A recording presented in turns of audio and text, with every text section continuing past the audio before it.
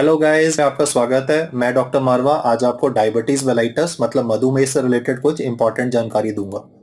ये जानकारी आपके सीएचओ एग्जाम के लिए हाईली इंपॉर्टेंट है। इस जानकारी के बेसिस पे आप काफी सारे क्वेश्चंस को निकाल पाएंगे डायबिटीज में। लेकिन जिनको टाइप 2 डायबिटीज होती है उनमें ऑब्वियसली हम टैबलेट्स देते हैं।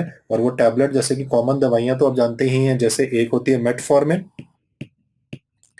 दूसरी जो दवाई है वो अल्फाबेट जी से सारी स्टार्ट होती है, जैसे कि ग्लिपिजाइड, ग्लिबेनक्लमाइड, ग्लाइब्यूराइड। आपको सारे नाम नहीं भी ध्यान हो फार्माकोलॉजी से तो आइडियली तो आपको आने चाहिए, पर आपको इतना जरूर याद ध्यान रखना है कि ये कॉमन दवाइयां हैं और अभी तो ये जेनेरिक में भी मिलती है ना। ये सिंबल तो आप वैसे भी जानते ही हैं।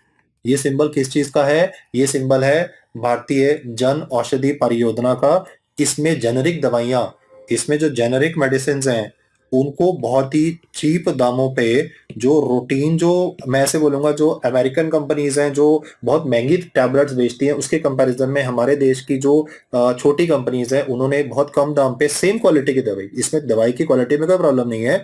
जो जन औषधि स्कीम है प्रधानमंत्री की, उसमें जेनेरिक मेडिसिन बहुत ही चीप दाम पे अवेलेबल है। और ये सिंबल तो वैसे भी आपको जानना चाहिए क्योंकि ये वैसे भी आपसे पूछा जा सकता है। अगर एक डायबिटीज मेलाइटिस का पेशेंट अपना ध्यान ठीक से रखेगा तो उस पेशेंट में शरीर में अलग अलग जो ऑर्गन्स हैं उनमें डैमेज नहीं होगा। डायबिटीज में कहाँ कहाँ में डैमेज हो सकता है? तो किडनीज में डैमेज हो सकता है, और नर्व्स में डैमेज हो सकता है, हार्ट में डैमेज हो सकता है, आईज में डैमेज हो सकता है। अगर किडनी में डैमेज हो जाएगा तो उनको क्या डेवलप होगा? उसको बोलते हैं क्रॉनिक किडनी डिजीज। इसकी वजह से इनको किडनी ट्रांसप्लांटेशन की जरूरत पड़ेगी। अगर नर्व्स में डैमेज हो जाएगा तो वो रात को सो भी नहीं पाएंगे, उसको बोलते हैं न्यूरोपैथी।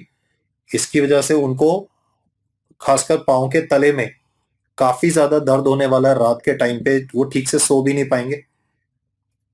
क्योंकि नसों में डैमेज हो जाता है तो बाद में इन पेशेंट्स में हो सकता है कि गैंग्रीन तक हो जाए। तो लेटर स्टेजेस में इवन हो सकता है कि इसकी उंगली या पाँव काटना पड़े, गैंग्रीन हो जाएगा। क्योंकि नसें भी डैमेज है, ब्लड वेसल्स भी डैमेज है। हार्ट में डैमेज होगा तो उसको हार्ट अटैक हो सकता है, जिसको हम बोलते हैं मायोकार्डियल, मायोकार्डियम मतलब हार्ट, इन्फॉक्शन मतलब हार्ट की ब्लड सप्लाई बंद हो गई तो हार्ट डेड हो गया। और सबसे इंपॉर्टेंट तो डायबिटीज मेलाइटस के पेशेंट्स को ब्लाइंडनेस हो सकती है। मैंने आपको बताया कि नॉर्मल पॉपुलेशन से 25 गुना ज्यादा चांस है कि ये ब्लाइंड हो जाएंगे। नॉर्मल पॉपुलेशन से 5 गुना ज्यादा चांस है कि इनको हार्ट अटैक हो सकता है। तो ये कुछ ऐसी दिक्कतें हैं जो डायबिटीज मेलाइटस में डेफिनेटली मिल सकती हैं। तो कॉम्प्लिकेशंस और डायबिटीज मेलाइटस भी आपको आना चाहिए। जो बेसिक कंसेप्ट है वो है कि ये डिजीज एक प्रिवेंटेबल डिजीज है। प्रिवेंटेबल मतलब अगर रेगुलर व्यायाम किया जाए, रेगुलर एक्सरसाइज करी जाए, रेगुलर वॉकिंग करी जाए तो डायबिटीज मेलाइटस को आगे बढ़ने से रोका जा सकता है, उसकी कॉम्प्लिकेशंस को प्रिवेंट किया जा सकता है। किताबों में इस तरीके से डॉक्टरी की क्लियरली मेंशन्ड है कि आप अगर डायबिटीज मेलाइटस के पेशेंट को रेगुलर एलोपैथिक दवाई खिलाते हैं, मेरी बात ध्यान रखिएगा, रेगुलर एलोपैथिक दवाई खिलाते हैं तो उसकी टोटल जितने साल वो जिएगा उसमें 15 साल ऐड हो सकते हैं। मान लीजिए एक डायबिटीज मेलाइटस का पेशेंट जिसने दवाई नहीं खाई, उनकी मान लीजिए 60 या 65 साल की उम्र में डेथ हो गई। अगर उन्होंने दवाई खाई होती तो 65 में 15 साल और जी लिए होते, 15 साल और जोड़ दीजिए, 80 साल की उम्र तक जिए होते। तो ये इनिशियली में हमारे यहाँ पे बहुत बार ऐसा लगता है लोगों को, माइंड में ऐसा इंप्रेशन आता है कि हम करेले के जूस से या सिंपली कोई आयुर्वेदिक दवाई खाने से डायबिटीज मेलाइटिस को रोक लेंगे। ऐसा नहीं होता है। एलोपैथिक दवाई अगर रेगुलर बेसिस पे खाई जाएगी तो उससे ये प्रॉब्लम्स कम हो सकती है। तो एक बार क्विक रिवीजन कर लेते हैं। इस डिजीज में सबसे बड़ी दिक्कत क्या है? पेशेंट को बार बार वॉशरूम जाना पड़ता है, वो नॉर्मल से ज्यादा खाना खाता है, उसको प्यास बहुत ज्यादा लगती है, पेशाब के रास्ते में इन्फेक्शन हो सकता है, उसे शरीर में कमजोरी रहती है। तो उसके लिए हम रैंडम ब्लड शुगर या फास्टिंग ब्लड शुगर कर सकते हैं। जो सबसे नया टेस्ट है उसका नाम है ग्लाइकोसाइलेटेड हेमोग्लोबिन, 6.5% से ज्यादा वैल्यू हो तो। ये डायबिटीज दो प्रकार की हो सकती है, या तो इंसुलिन की कमी होगी या फिर वो असर नहीं कर पाएगा। और इसको कभी भी आपने डायबिटीज इंसिपिडस से कंफ्यूज नहीं करना है, क्योंकि इंसिपिडस में जो सवाल आएगा वो पोस्टीरियर पिट्यूटरी से रिलेटेड है, वेजोप्रेसिन, जिसको मैं अलग से डिस्कशन करूंगा ऐप में। उसके बाद में इसके इलाज की बात है।